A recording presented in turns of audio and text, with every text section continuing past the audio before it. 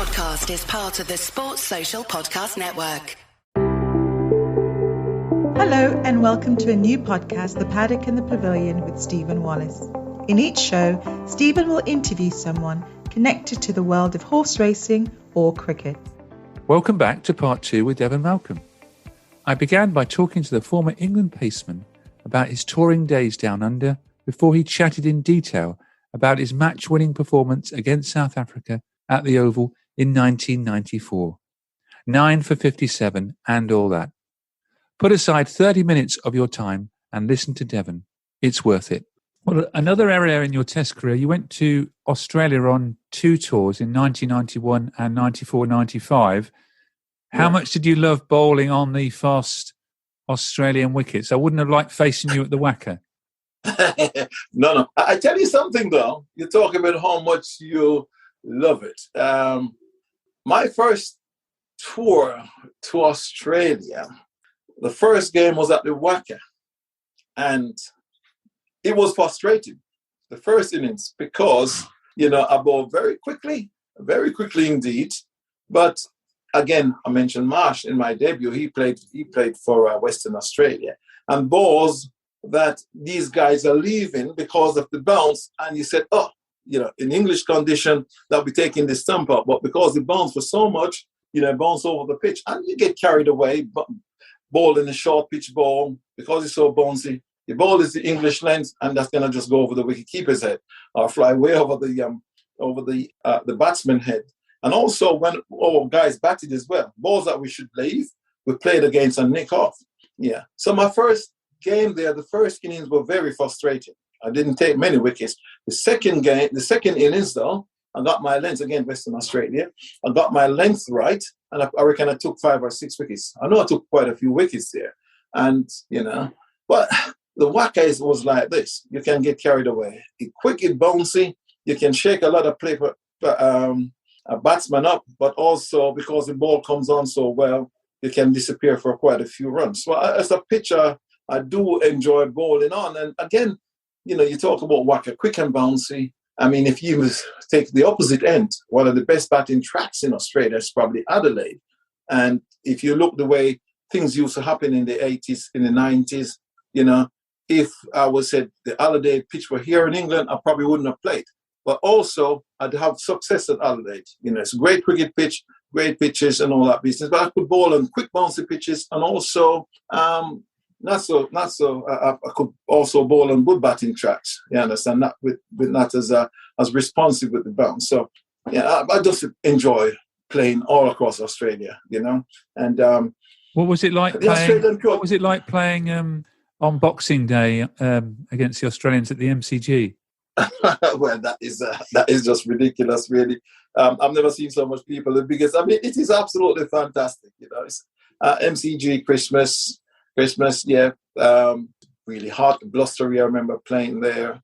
Really hot, blustery. But once you get into a stadium and you look up and you can see, I keep saying, wow, Devon Malcolm playing in front of so many people. It's just ridiculous, I mean, you look and you see 80 or 90,000 people coming to go watch a game of cricket, and you're out there, people, you're on your stage, you got to perform, it's quite an amazing feeling, and even said that they've said the third and fourth there when they're probably 50,000 or 40,000 in the stadium, it feel empty, but it's a huge stadium and great place to play cricket. And one thing with the Australians, they play the game tough.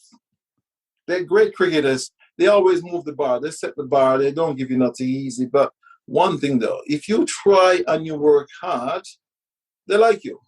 Even the spectators, And I never really have any hassle at all from even the Australian spectators. They always said, fair dinkum, mate, you work hard. You give us all. You left it all out there. And they enjoy that. You give us our boys a hard time, or you can see I'm always trying, but I always give it 100%, whether it's hot, flat, or whatever, mate. That's me. I always give it my all. So, but Australia is a great place. One of my favorite places to tour. All the different states. You go to Brisbane. Absolutely love Brisbane. Brisbane, as I said, quick pitch at Perth. Wherever you go, Adelaide, Melbourne.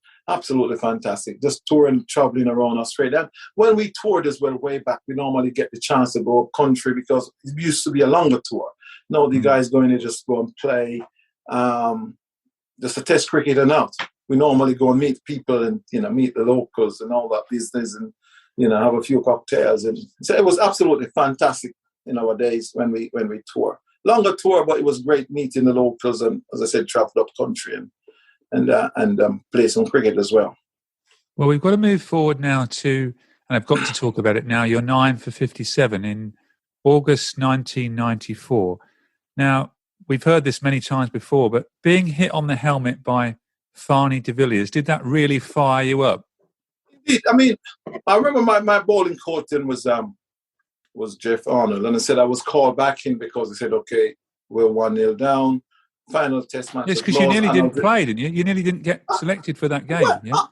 No, I probably didn't. And to be honest, it was, in the end, the chairman of selectors was Illingworth at the time. He didn't even turn up until pretty late. And I'm there with Athers. I said, Athers, who's playing? And he said, Dev, I don't know, waiting for Illy to turn up. And I said, what Athers said, what I do now is between yourself and Tough now. So Athers had the final call. And I reckon when Illingworth turned up anyway, he said, okay, gave Athers the final say. And Athers said, okay, Dev, you play instead of Tough now. So it could have been the other way. It could have been, play Tough now. But I got in there and I got the play. I said, yeah, come on, South Africa. But I bowled pretty quickly the first innings, I ended up with taking only one wicket in the first innings. And I remember watching the highlights on TV. And I heard Richie Beno said, okay, Devon Malcolm, you look on those figures, but I thought he bowled a lot better than those figures show. The figures I got in the first innings. So that gave me a lot of confidence as well. But as an incident happened in the first innings, I bowled at John T. Rhodes, bowled him a bounce, I misread the bounce and took his eye off the ball and it cracked him at the side of the helmet, ended up in hospital overnight, but just push it on a little bit. When I came into bat, I could hear the South African boys in the slip calling. It was Farney de Villiers who were bowling, saying to Farney, come on, Farney, let him have one, hit him. He hit one of our boys. So I thought in my head, it's got to be a double bluff because if you think way back 1994, there was this unwritten rule. You don't bowl your fellow fast bowler a bounce. It's not like these days. A fellow fast bowler, a bounce the first ball. And so I keep saying to myself, I said, Dev, Farney definitely going to be bowling your Yorker. Keep your back down, no big back swing, just ready to dig that Yorker out. And I'm there. Farney de Villiers ran up. And before I move, I heard clumps. It's the most accurate bounce I've ever placed. I just managed to flick it. He hit me right on his 3 lions, right between the eyes. And, I wasn't impressed. I keep saying, no, you shouldn't have done that. I said, boys, if you guys want to know what fast bowling is about, wait till you guys come out to bat. I said, all you guys are history. I said, I'm going to show you what fast bowling is all about. And you know what? I live up to my word, and it was one of those days as well. We're in the changing room when I went back after being, Farney hit me on the head and went back. And all the guys came because the changing room at the Oval, they were kind of split.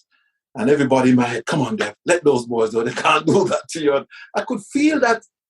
I've never felt anything like that from my teammates before. I could just feel the energy. I could feel the love. I could feel, come on, Dev, we're behind you here. Show those boys. Let them know, And from ball one, if ever I wanted to send a signal out to the South African players, that first ball was right on spot. The ball pitched exactly where I wanted to pitch, the right pace. McKirsten just managed to get his head out the way. The ball thumped into Rhodes' Stephen Rhodes' glove, the wicketkeeper. Alex Stewart played, but it was Stephen Rhodes who was the wicketkeeper then. And the crowd went up, and I said, "Yep, I'm on here. The radar. I'm locked in. I'm locked in. The radar. I'm locked on here." And I reckon my first bit I probably took 3 for not many. I probably 3 for. They were none. 1 for 3 at one stage. They were 1 for 3. So I probably took 3 wickets for no runs. My first 3 wickets I took for no runs. And the crowd just went wild. And the crowd was absolutely fantastic. But you know what? running into bowl, I just didn't hear the crowd at all. I recognized because I could hear the crowd. At the end of my over, when I walked back to third man, I find like I could hear the noise. But once I turned running into bowl to that batsman, it was total silence. And just looking back on the replays, I realized every step, every stride I made, the noise was higher and higher. It was louder and louder, but I didn't hear that at all. I only recognized that by watching the replays, because once I turned, myself, the batsman at the other end, total silence. Absolute. And I keep saying, that's weird. I didn't hear the crowd. I didn't realize the crowd was making that much noise when I was running into bowl.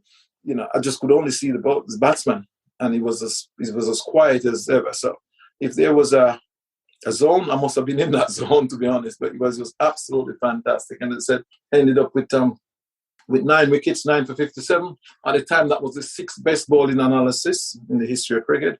But what I do say, that was done by mainly spin bowlers, apart from Sir Richard Hadley, probably took 952 or something like that. But he's a medium pace anyway. I'm only joking. Sir Richard Hadley, one of my heroes, fantastic bowler he was. But yeah, if you look on the list and you kind of look on fast bowlers or quick bowlers, are probably up there. But as I said, quite a lot of spin bowlers who have done it. And, but after I took those 9 wickets, walking off, and Michael Atherton, he was a captain then, he come and said, they're brilliant. He said, look, as long as I watch cricket or as long as I play cricket, I probably won't see an individual dominate a game as much as you do. And straight away I keep saying, I said, Skip, this won't mean a thing. I said, I remember I had a really excellent game in Trinidad back in 1990. In Trinidad, the game where we should have won, that the slow over rate and Gucci broke his hand there. And I was man of the match, but I said, I've got the trophy at home. It means nothing to me because we didn't win that game. I said, if you guys really wanted this to mean something to me, you better go and win this game. I said, unless we win this game, it won't mean a thing. So they went out, and batted really well, got the runs, won the game, and all of a sudden I said, yes, boys, we can celebrate now. But it was one of those things as well. All the catches were taken and all that business, and I was in the zone. I bowled well, and I had the rewards, and and the adulation that came after that. Once you get in messages and congratulations from President Mandela and stuff like that, and being invited to South Africa. And I remember leading up to that, the Prime Minister John Major, actually, he was on holidays. He was in France. And when he saw what was happening, he flew back. He came back. He said I was on holidays, but I came back, and he was at the Oval, and he actually presented me with the Man of the Match award, Man of the Series award. And I keep saying, "Wow, that must have been special." The Prime Minister flew back from his holidays. I keep saying, I know he's an absolute lover of cricket, John Major was, and he was a member on the Surrey Cricket Board as well, but it was one of those things. People on holidays don't care where they were. The taxi driver driving in London, and I could feel the love and I could feel the energy, because a lot of people said, "Okay, you know what? I was at a wedding, and everybody would just keep running back, watching the cricket.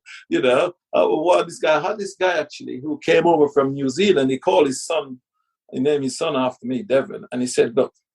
Why I call him Devon, at the time when you were taking the wickets, he said his wife was in labour, and he keep running backward and forward to the TV. Instead of supporting her, he said, he's got another. So when the boy was born, he called him Devon. So he came over to see me actually a few years ago from New Zealand actually. So there's a lot of great memories. Whether the people was at christening or a wedding or whatever, they all remember that. Or even the taxi driver keeps saying, a lot of people said, "Oh, I've been on that game. I was at that game." I keep saying, "No." The amount of there must have been a lot of people there. Yeah.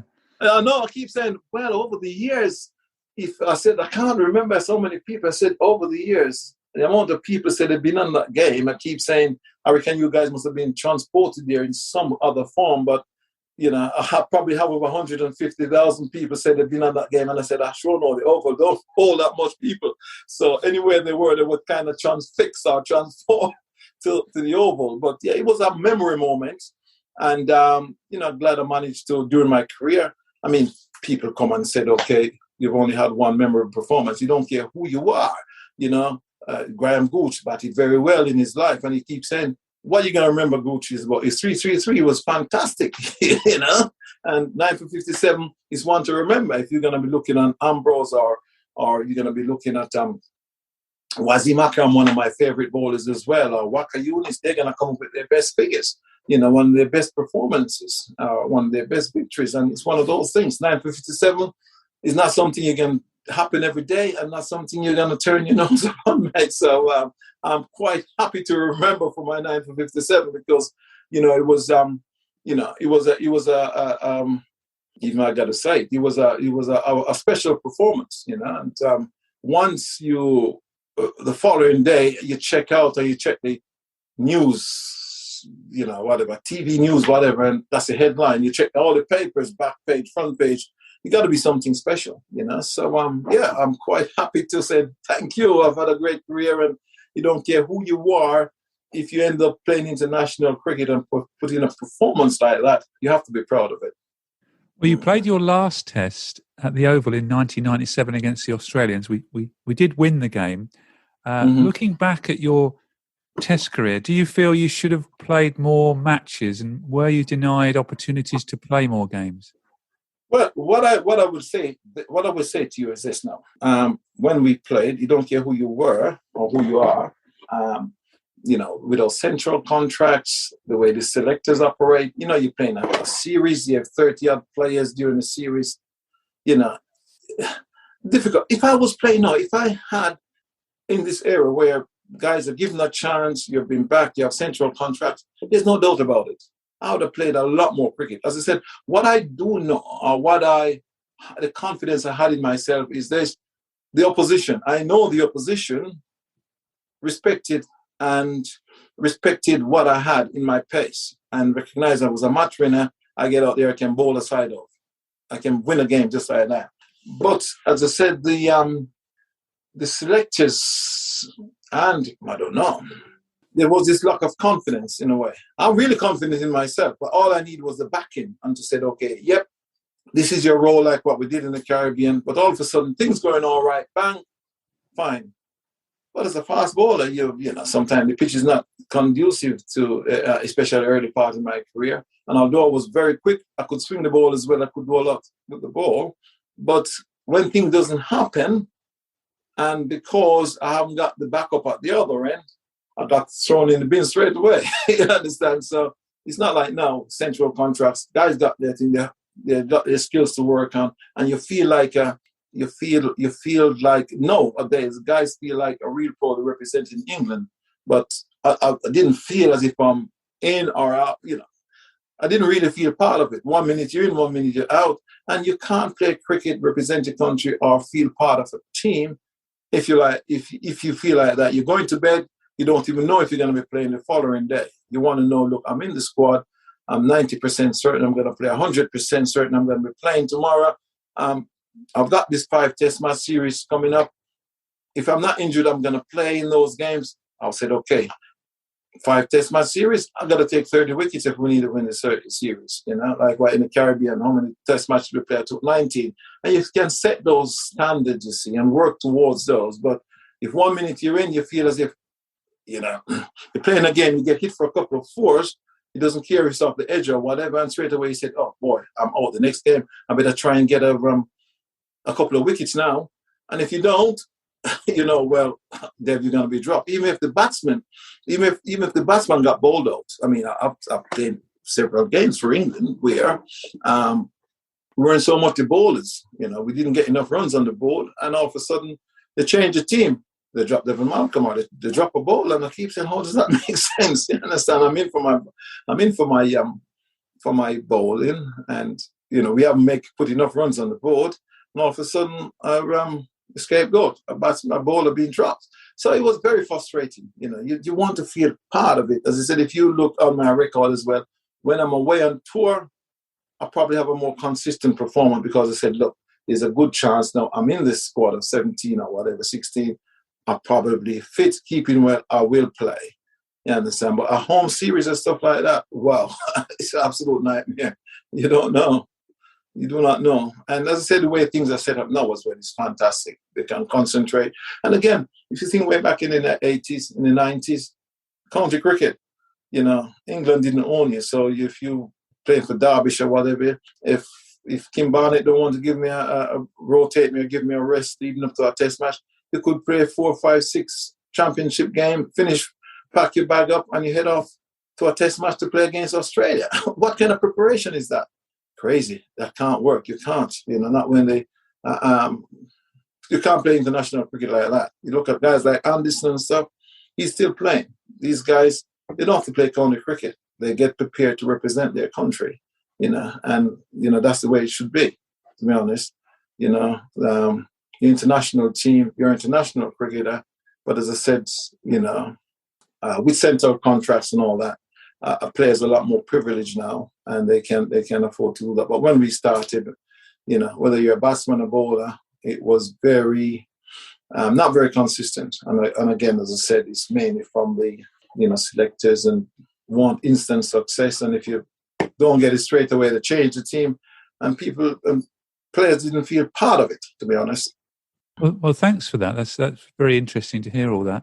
But you did have a very successful bowling career in county cricket. As you said, you got 1,054 first-class wickets. I thought I'd put this in as well. You also got 1,985 runs. Oh, I didn't get 2,000. Oh, man. No, not 2,000, no. Oh. You must have loved playing county cricket, though.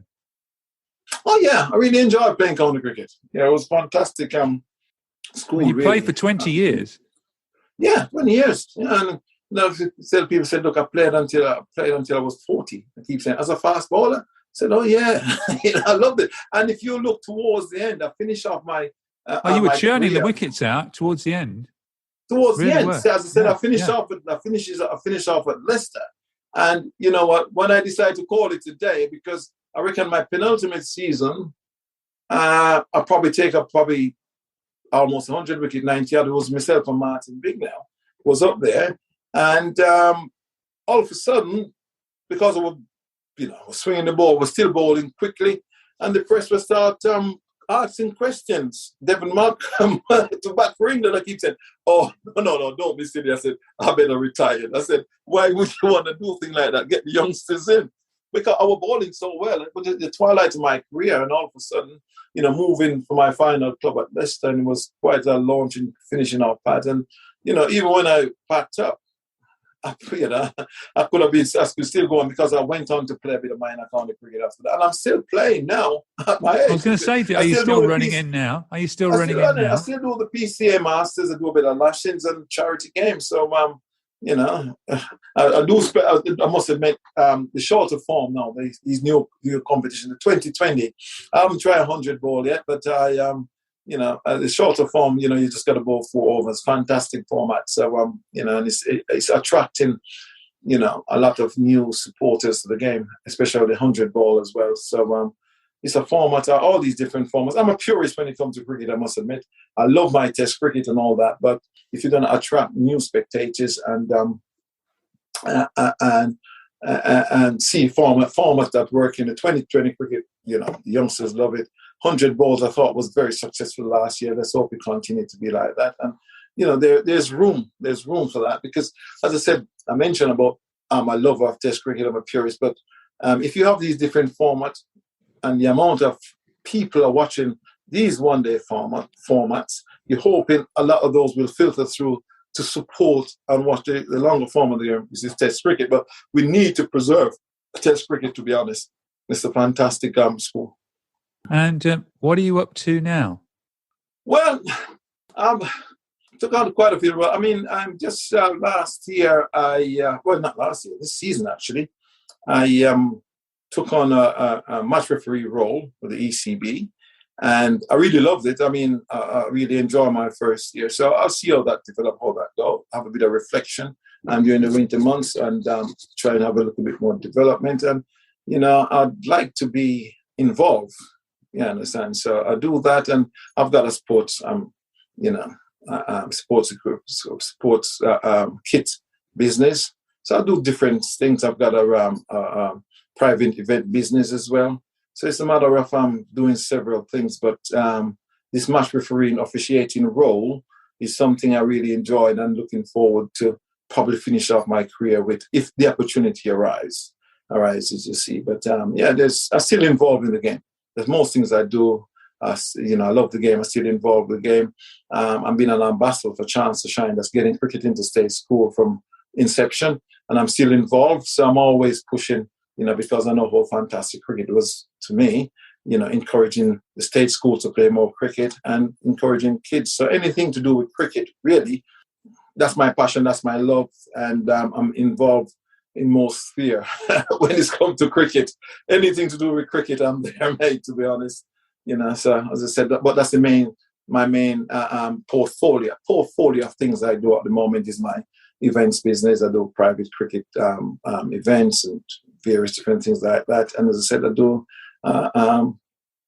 a sports kit business, and involved with anything to do with cricket. Yeah, most things to do with cricket. Well, the only other thing I wanted to ask you was England just about to set off for the Ashes down under. What do you think our chances are without the pace bowling of Jofra Archer, Ollie Stone? How do you think we'll get on? Yeah, it's been a bit difficult. And as I said, you mentioned Jofra Archer. He came on, he started off with a bang in international cricket.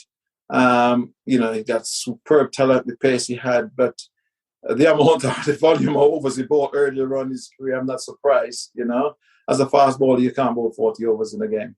I've played for how many years? I don't believe I ever bowled that many overs in one innings. You ask Ambrose and all those guys, that's tough on a fast bowler. And I'm not surprised, he probably will not recover from the amount of pounding he had. And yes, if you had Ollie Stone, you had Jofra Archer there, would be fantastic to help out with the extra bit of pace. One plus, I do say, I saw another Ben Stokes, he's back, which is going to give the team a massive lift. Joe Root again, superb cricketer. It's not going to be easy. It's not like you see what England doing in the 2020 at the moment. It's a different kettle of fish. Playing Test cricket in Australia is tough. You got to be strong. You got to be fit.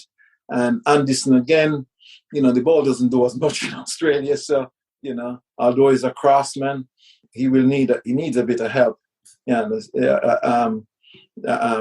bowl the Australians out, and it's going to be an interesting series. It's going to be tough for England. It's going to be tough because we haven't got that extra bit of extra pace. I mean, Broad probably coming back for fitness and all that business. But no, to be honest, it's going to be a very interesting series. It's not one we can go and say, okay, tell you what, England going to have one over on Australia, or it's equal.